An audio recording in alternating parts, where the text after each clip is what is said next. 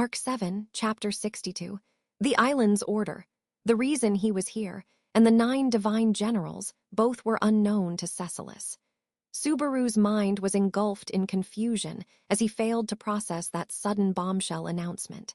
The impact was much more striking than being splashed with cold water, and he couldn't help but blink a few times. Subaru, what do you mean? Saying you don't know why you're here, Cecilis. What I mean is just as I said. I found myself thrown onto this gladiator island, with a brand new environment and outlook for the future which had me in quite the pickle. Well, this is a rather comfy place for me to live, so it's not too much of a pickle, but let's just put it that way. Subaru. Cecilis, oh, are you perhaps thinking again? Man, Basu sure likes to think, huh?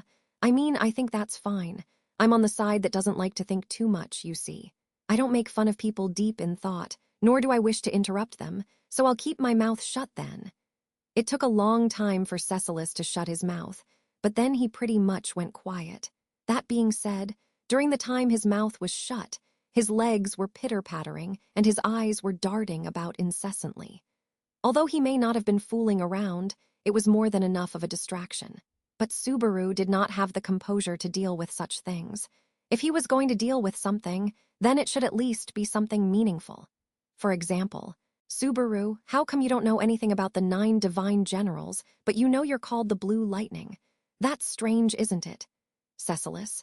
The answer to that question is easy. It was none other than myself who came up with this shocking alias. Cecilis Segmont, the Blue Lightning of Valatia. What do you think? It's a nickname that gives a very striking and elegant impression, don't you think? One day, my name's going to be so famous that everyone in the whole wide world will be dazzled by me as the lead actor. It's a manifestation of my passion. Subaru. A nickname that you came up with. Hearing that proud response, Subaru's shoulders sank in disappointment. Puzzled by Subaru's demeanor, Cecilis asked, "Who? What's wrong?" as he peered at Subaru's expression nonchalantly. But Subaru had lost the willpower to answer that.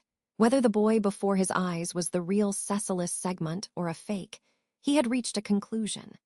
The theory that there were many adults who had no respect for children, as expected, lacked the power to overturn his outrageous statement that he had never heard of the 9 divine generals. No matter how you look at it, there was no way a real general first class could have followed up on the statement that they had never heard of the 9 divine generals. Subaru, not knowing that you're a general of the Empire, you've got to be joking. It was completely pointless trying to sensibly proceed through such hole-filled logic. Therefore, in Subaru's mind, any possibility that the boy in front of him was the real Cecilis had vanished. He was just a prankster, a boy who cried wolf, a fake Cecilis. And so the thin thread of hope that sprouted at this dead end had snapped. If only one seed of hope still remained, it was that the fake Cecilis was just a liar, and perhaps that his earlier story about the very scary island was just another of his lies. Stranger. So this is where you have been at, Segmont. Subaru, you are? The next moment, Subaru jumped as a man's deep voice hit him from behind while he was thinking. A voice that was not that of the fake Cecilis, nor of Tanza, who was, of course, sleeping in bed. Subaru looked back at the entrance of the healing room, where he had heard it from, his surprise accumulating further. For the figure standing at the entrance of the healing room was an unthinkably large man. Subaru, huge. The man was so large that one could not help but marvel at his stature. No, not only was he tall, but he also had a thickness to him both vertically and horizontally, his entire body fitting the description of being thick and large. His neck and limbs were as hefty as logs, and the black clothes he wore, similar to that of a police or soldier's, were so taut and tight that they looked as if they were about to burst. Regardless of the fact that Subaru had shrunk, this was a man so giant that looking up at him would hurt your neck. He was easily over 2 meters tall, and possibly the tallest human Subaru has seen in this parallel world. Features like his colossal body, which carried a very stern face, his fangs protruding even when his mouth was closed, and his skin being blue in color were just way too numerous. However, the most prominent feature had yet to be described. That most prominent feature was Cecilis. Yo, what's up, Gustav-san? You're looking splendidly prim and proper this morning. Your attention to every detail of your appearances, the basis of a gentleman. I believe that's a truly exemplary attitude. Gustav, no need for compliments. I am glad to see that you are as excessively healthy as ever. A being such as you should be put to use in the gladiatorial arena, as the official, in all fairness, have strictly judged. Saying that, the huge man, the one called Gustav, exasperatedly sighing in response to the wry words of the fake Cecilus, replied with his 4 thick arms crossed. That's right, 4 arms. A large man with a face like that of a demon, whose large body was wrapped in a mass of muscles, had the feature of having 4 arms, with 2 arms sprouting from each shoulder. As he recalled, there was a race of demi-humans called the multi-armed tribe that possessed such a trait. He'd heard of them from an old man that he knew. An old man that he knew. Subaru, ooh, that's right, it was Wilhelm-san. Even recalling the names of his acquaintances was difficult for Subaru. Outside of Subaru's hard struggle, the fake Cecilus laughed at Gustav's words, saying, "Nah, Cecilus. Your concern is much appreciated. I understand what you're saying, Gustav-san. On the off chance I die, it should be on the battlefield. I'm so grateful to have a sensible person as island chief. I really am a lucky guy." Gustav, the mixing of public and private affairs is a hindrance to order. There is no sense in me, as the official, carrying out such a foolish practice. Cecilus, yes, I understand. A big thank you to Governor Gustav for your consideration. Gustav narrowed his intellectual eyes at the fake Cecilus when he donned a goofy smile and put his hands together. In a subtle way, the "don't mix public and private affairs" statement sounded to Subaru as if he personally disliked the fake Cecilus, but there was no point in delving into that. Other than the fake Cecilus, there was finally someone Subaru could talk to. Gustav. So, segment about that boy over there. And right on cue, Gustav also turned his attention to Subaru. Being looked down upon from such staggering height, just being gazed at was suffocating. It felt as if his whole body was enveloped in an air of intimidation. Those 4 crossed arms, the fists at the ends of them all around the size of a child's head, Subaru would probably die if he were to be hit by them. Reflexively, Subaru gulped down his spit, while the fake Cecilus clapped his hands beside him. Cecilus, oh yes, he finally woke up. And since he was worried about his companion, the young lady, I brought him here. But it seems that the sleeping little lady was not the one he expected, and it seems a lot of discrepancies have arisen. The shock from that is now dissipating, so from now onwards, the story will unfold. Gustav, thanks for the explanation. However, I remember ordering that if he had woken up, the first thing for you to do was to bring him before me as the official. That would have been the condition for me, in my capacity, to give permission for this boy and girl to be allowed ashore on the island. Cecilus. Was it? Sorry, I'm forgetful. Gustav. At Cecilus's blank response, Gustav silently rubbed his finger between his brows. Doing so, the man who was much closer to the sky than Subaru and the others glared at the ceiling, grumbling to himself. As the official, I am a guardian of order. I will not mix public and private affairs. Subaru was not sure what Gustav's relationship with the fake Cecilus was, but the latter probably gave him a very hard time. Realizing that, though he felt sorry for Gustav, he was a bit relieved. Subaru, I'm not the only one who gets pushed around by Ceci. Cecilus, it's outrageous to think that I'd push people around. I think I've given a proper explanation of what you wanted to know and accompanied you where you wanted to go, to see who you wanted to see. Subaru, yeah, you're right, I misspoke.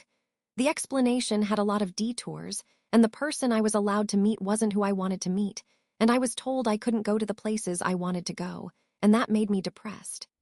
It seemed there was no malice in the fake Cecilus, so there was no point in saying so. When Subaru told him so, the fake Cecilus let out a ch, pursing his lip in dissatisfaction.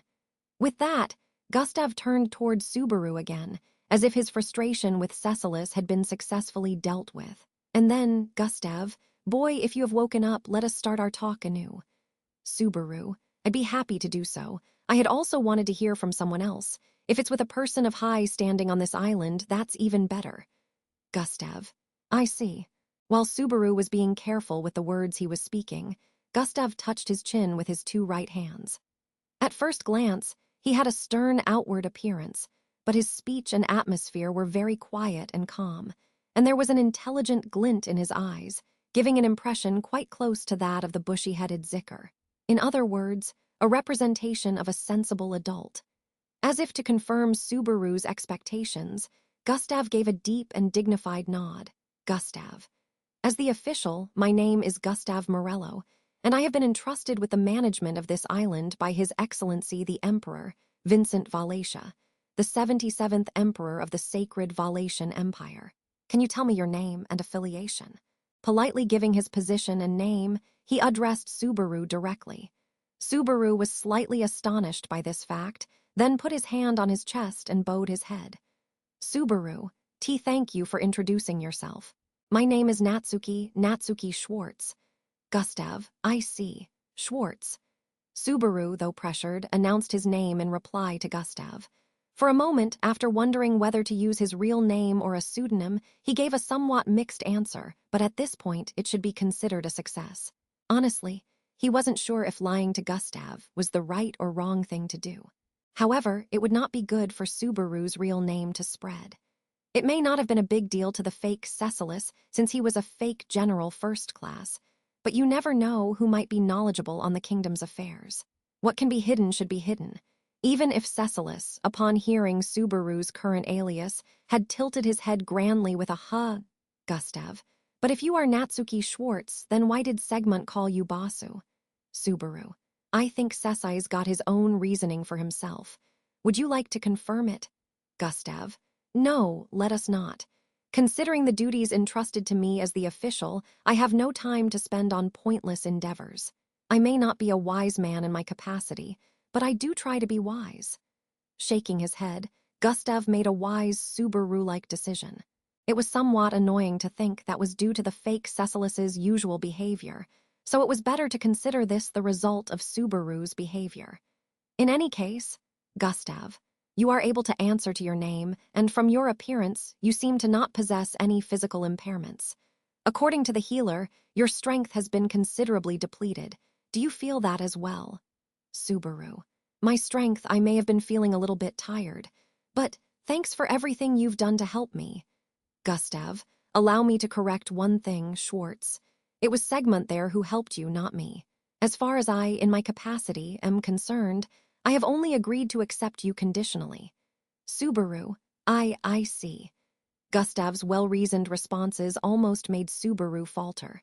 The way he spoke, and the content of his words were not particularly welcoming towards Subaru, and the tone of his voice was somewhere between cold and emotionless, but his easy-to-understand explanations were genuinely helpful.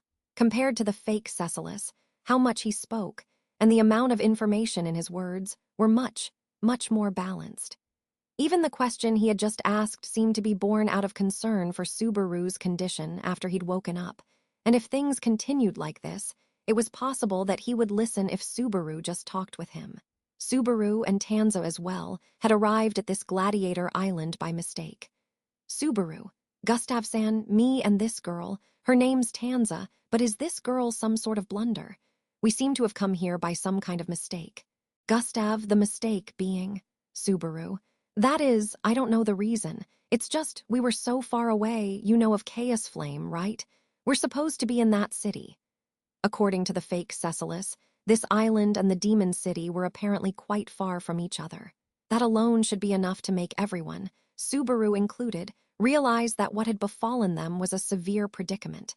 Being sent from the demon city to this island was far from being an everyday event. Subaru. I know it's selfish of me to say this after all the help we've gotten, but we can't stay here much longer. I'm sure our people are out there looking for us. If possible, I want to let them know we're safe and join them as soon as we can. Ideally, he would leave this place with Tanza if circumstances permitted. Subaru did not know why he and Tanza were both on the island, but he was certain that Yorna was worried about Tanza. Since the original goal was to get Yorna on his side, Abel would not get mad if he did something that made her happy. Besides, Subaru was rather fond of Yorna. If he could make that gentle woman happy, then all the better, so he thought. Subaru, so I gotta get out of here as soon as, Gustav. Enough, that is enough, Schwartz. Subaru leaned forward, about to raise his voice, but a gargantuan palm stopped him. Two right hands were thrust in front of his face. Silenced by those, Subaru cut off his words with an "ah." Crossing over his right hand, Gustav used his left hands to simultaneously stroke his chin and head. "Gustav, I understand your point. I may say that I have a rough understanding of your situation. In addition, you must listen to what I, in my capacity, have to say. That would be only fair." Subaru, fair. Gustav, indeed fair. It is strict, it is unbiased, it is absolute truth. It is essential to building what is called order, definite reason. Subaru was interrupted and frowned at being assaulted by the litany of words spoken slowly. Things like fairness or justice, they sounded quite easygoing from the perspective of someone in a rush. But Subaru nodded anyway, knowing that going against Gustav here would not help him. At Subaru's reaction, Gustav closed a single eye, letting out a "very well, Gustav. You remember what I spoke earlier, do you not? That it was Segmund who saved you, and that the fact that I, as the official, allowed you and that girl to land here had conditions attached to it." Subaru. Yes, I remember, but his attention had been directed to the part about them being helped, not so much on the part about it having been conditional. But Gustav had indeed told that to Subaru, in an oppressive tone. But just what were those conditions? What were the conditions under which Subaru and Tanza had been allowed to enter the island? "Gustav, Schwartz, the fact is you hold sound judgment. You are not so impoverished in knowledge as to not know how to answer my questions. You make use of your education to address me. As the official, by honorifics, you are in good health based on the healer's diagnosis. And there is the fact that you yourself have not suffered from any self-reported physical ailments. Any objections? Subaru, you saying it all at once makes me dizzy. I have no objections, I think. Gustav, you think that is a somewhat unconvincing opinion. Do you hold any objections or do you not? Subaru, I have no objections. Gustav's gaze did not allow Subaru to give a half-assed answer. Overwhelmed by this, Subaru looked over at his opponent. His gaze was returned to Gustav's frightening, statue-like face, the hue of his eyes and his expression unchanged. The conversation was rather one-sided, and proceeded with Gustav having seized the initiative. This was making Subaru feel a growing sense of dread, but he was unable to come up with a quick solution. As usual, he had no information. In other words, there were no options for him. And in Subaru's stead, Cecilis, "See, I told you, didn't I? Basu meets your standards in proper fashion, Gustav-san. It's also just in time for today's schedule, so you can't complain, right?" Gustav. However, the girl is yet to wake. Cecilis. As for that, there are ways to adapt and manipulate things under a governor's jurisdiction, right? Gustav. Yes. Provided the girl does not wake up, we shall begin with one person fewer than stated by the regulations. Cecilis. Well, we've really stirred up the hornet's nest, huh? While Subaru was left perplexed, the one parleying with Gustav was the fake Cecilis. Although he could not perceive the main subject of that conversation, he could understand that it regarded him and Tanza. Also, he could understand that this fake Cecilis was incapable of conducting a conversation properly. Moreover, Subaru had a feeling that the one to pay the bill for that failure was not the fake Cecilis himself. Cecilis, I'm sorry, Basu. It seems that my assistance is only possible up to this point. You'll have to do the rest on your own. I'm sure you can do it. Subaru, wait. This whole conversation's just too ominous. What the hell was that exchange just now? Gustav-san, what were the terms of our stay on this island? Gustav, you must participate in Sparka. Subaru, spa. Subaru frowned at the unfamiliar word dropped from on high. If Gustav said they would be participating, then this Sparka had to be an event of some kind. Any kind of event held here, on the Gladiator Island. He could not help but get a nasty feeling about it. Before, Al had said that life on Gladiator Island had been difficult and painful for him. Events there were bound to be scary or painful. Subaru, hold on, Gustav-san. Why do we need to participate in Sparka? We didn't come to this island on purpose. Gustav, prisoners of war, slaves, criminals. The circumstances of those that land on this Gladiator Island may vary, but few come willingly. and the only role I, as the official, possess is to perform my duty, as per the wishes of His Excellency, to my utmost, and bring order to the Gladiator Island, which holds all these outlaws. Subaru. His Excellency, the Emperor's wishes would be, Gustav, to transform this Gladiator Island into the most meaningful bloodbath in the Empire. That declaration was so awfully emotionless that Subaru's blood ran cold just after he snapped at him. The hue of Gustav's eyes, the way he spoke, they seemed cold and unwavering, but that would be mistaken. There were more appropriate words to describe Gustav. It was as if, indeed, as if he were robotic, inorganic, and cold. As Subaru sucked in his breath, stiffening at the alteration in his impression of Gustav, the latter addressed him with Schwartz. He then looked down at Subaru, who was much smaller than himself, Gustav. You shall call him His Excellency the Emperor.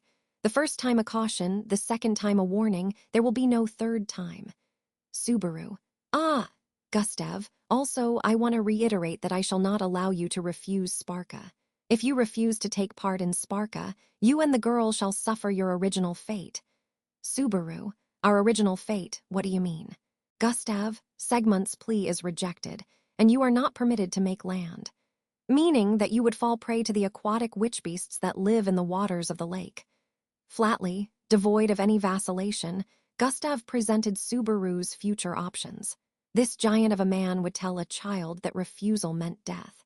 This was what it meant to be cold-blooded, and it also made Subaru desire to curse his own poor luck for facing nothing but painful experiences while he was shrunk. Weren't people usually kinder to children? Or was it acceptable in the Valatian Empire, where the strong were revered, for children to be killed without pause for the sole reason that they were weak? Subaru. If that's the case, a nation like this has got to be destroyed.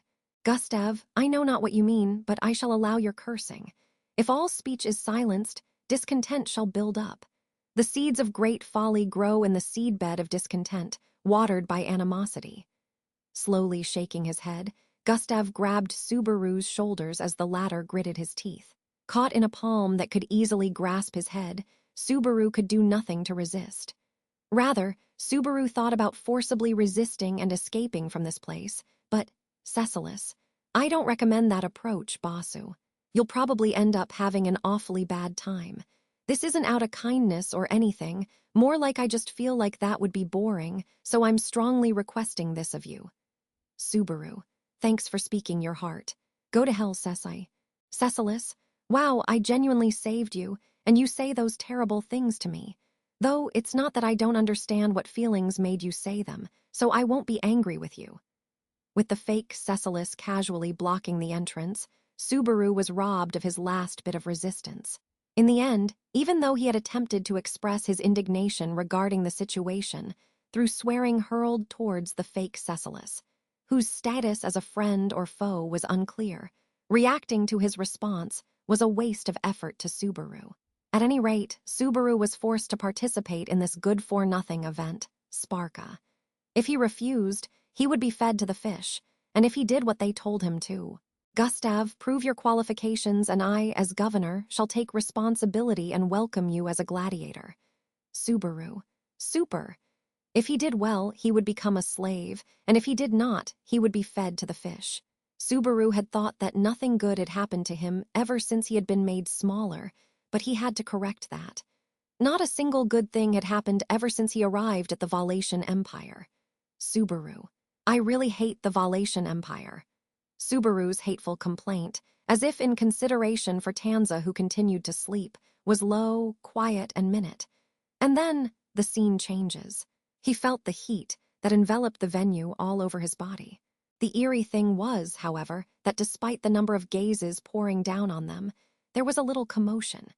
It was a strange sensation of a deafening silence, rather than any muted excitement or fervor. However, Subaru did not have the luxury of getting angry or complaining about it. Stranger, shit, you gotta be kidding me, this is the worst. Stranger, I'm gonna do it, I'm gonna be the one to fucking do it. Stranger, silence.